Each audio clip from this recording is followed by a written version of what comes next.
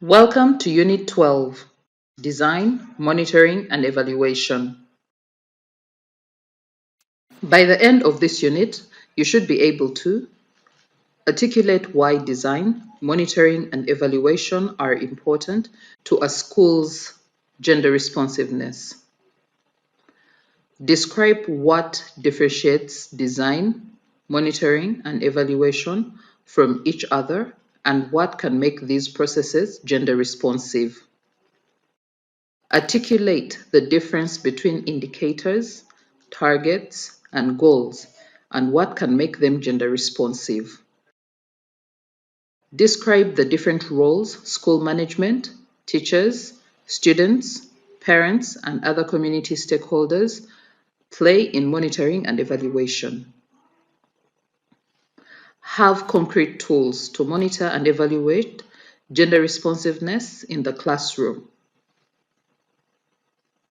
A sound design, monitoring and evaluation (DM&E) framework serves as a guide for keeping track of and assessing progress towards a goal. In this case, the creation of a gender-responsive classroom. Through a well-thought-out DM&E framework, you determine the logical steps and clear benchmarks required to ensure you are on the right path and achieve your goal. Please review page 137 to 140 of your toolkit. Then match the word with the correct definition. Design is the process of identifying a goal and the logical steps to achieve the goal. Completing the process of design results in a clear path of action, which should include monitoring and evaluation. What might make design responsive? Please submit your response below.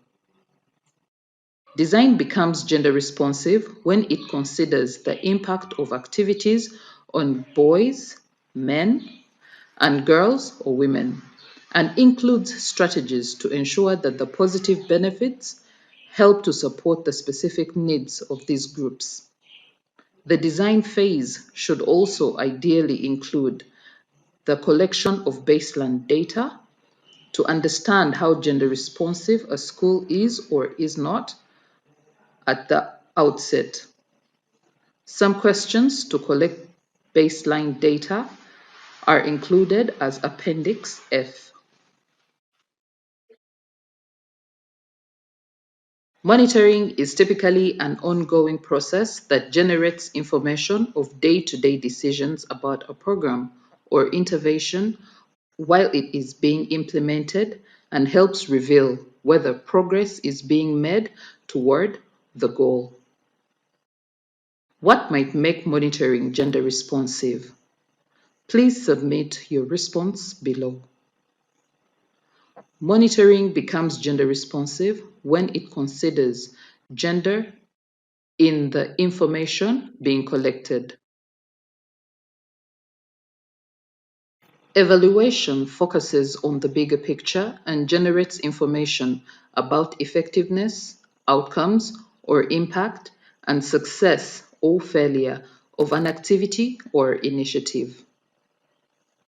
What might make evaluation gender responsive? Please submit your response below. Evaluation is gender responsive when it is designed to reveal whether there is a positive, negative, or neutral impact on boys or men and girls or women. It is important to get familiar with some of the terminology before we begin to practice our skills with D, M, and E. Goals are statements that broadly define what you're hoping to achieve.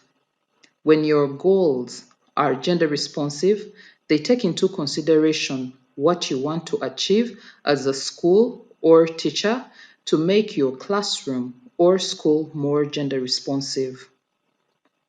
Goals are set during the process of design to monitor and evaluate progress towards a goal, indicators and targets are needed to determine progress and success.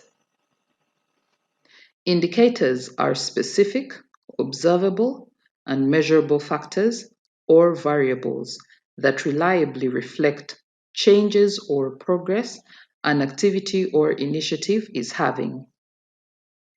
They convey whether or not what has been done was done in a timely and efficient manner. When indicators are gender responsive, they also convey the different impacts on boys or men and girls or women. Target or benchmark is the anticipated value of an indicator at a specific time.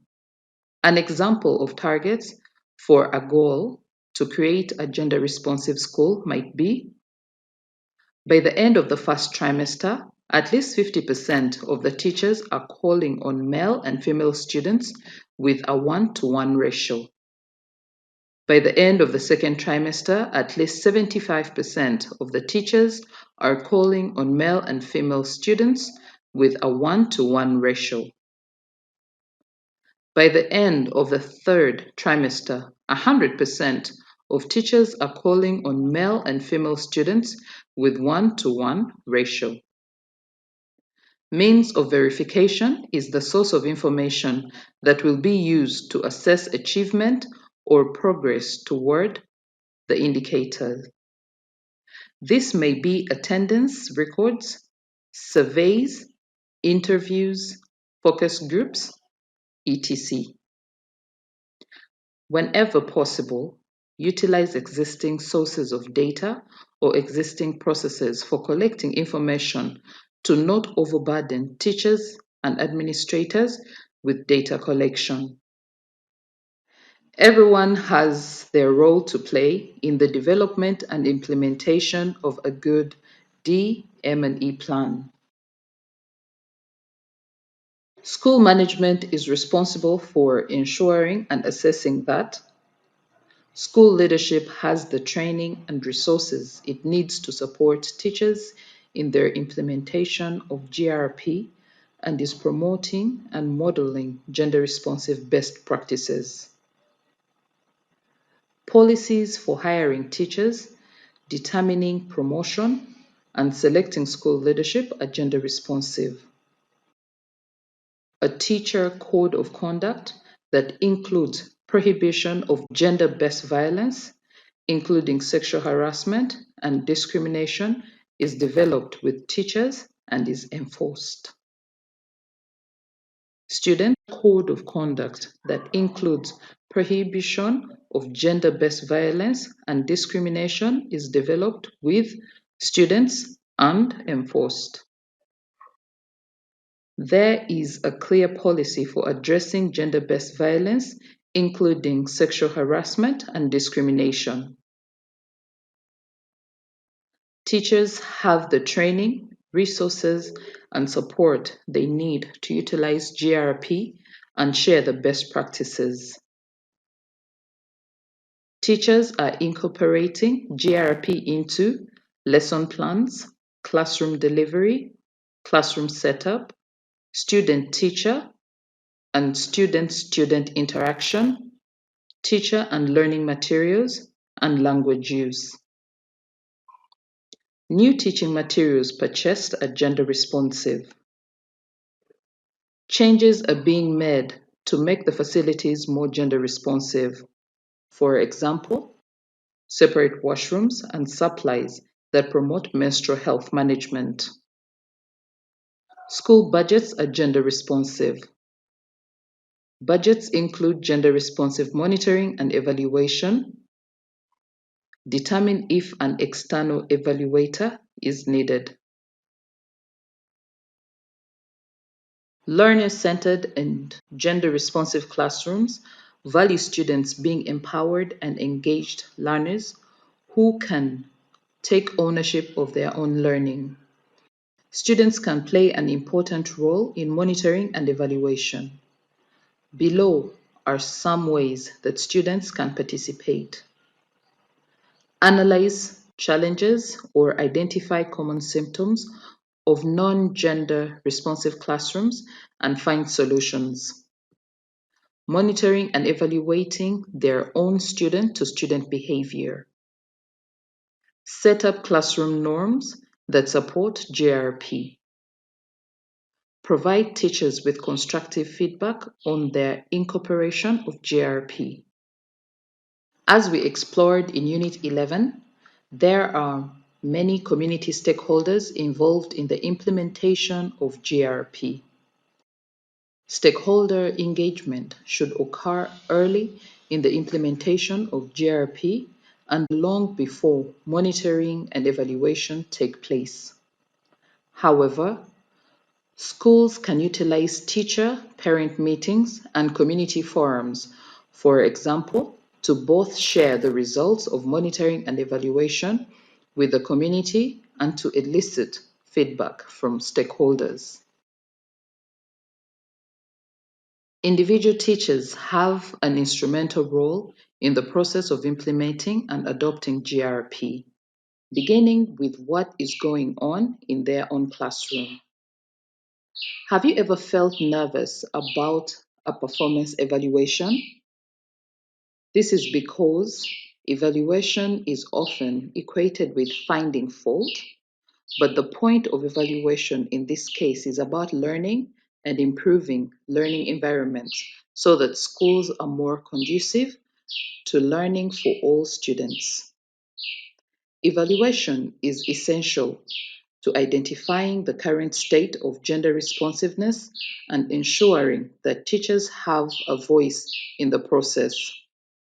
Among other things, teachers can participate in monitoring and evaluation by setting goals and objectives for change in their respective behavior and classrooms, holding regular meetings with other teachers and students to discuss the gender transformation of the pedagogy, producing and presenting regular reports to the school management, documenting what has worked in making the various teaching and learning processes gender responsive, sharing results and experiences with other teachers, students, management, and other stakeholders, including policymakers and other schools and education practitioners.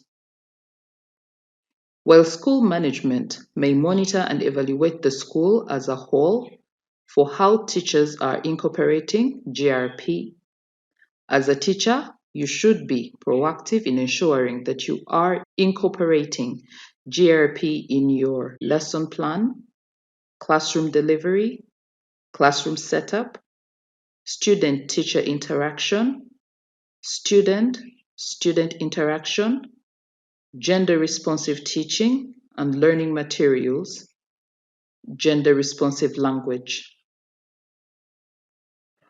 Using this worksheet, create a sample target and verification method for your school for each of the following areas as shown in the worksheet.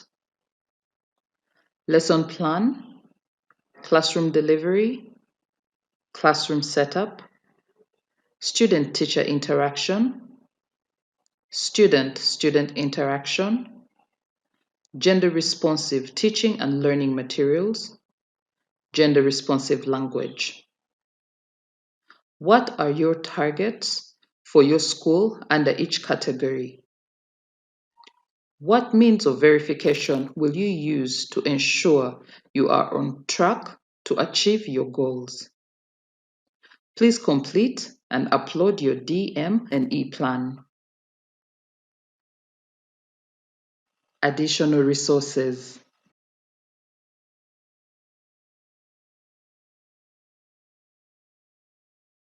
Congratulations! You have successfully completed FAWE's Gender Responsive Pedagogy online training course. We hope that you will implement what you have learned in FAWE's Gender Responsive Pedagogy Toolkit in the classroom and beyond, and inspire others to do the same.